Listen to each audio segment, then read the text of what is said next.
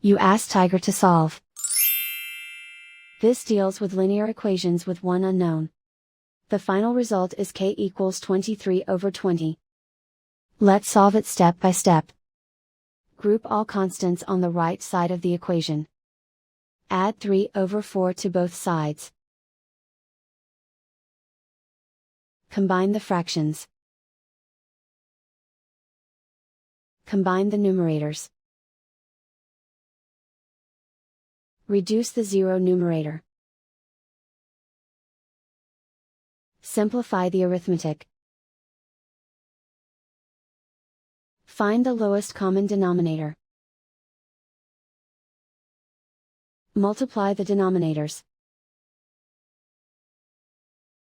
Multiply the numerators. Combine the fractions.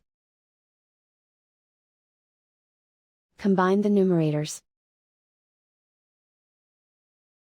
And so the final result is k equals 23/20.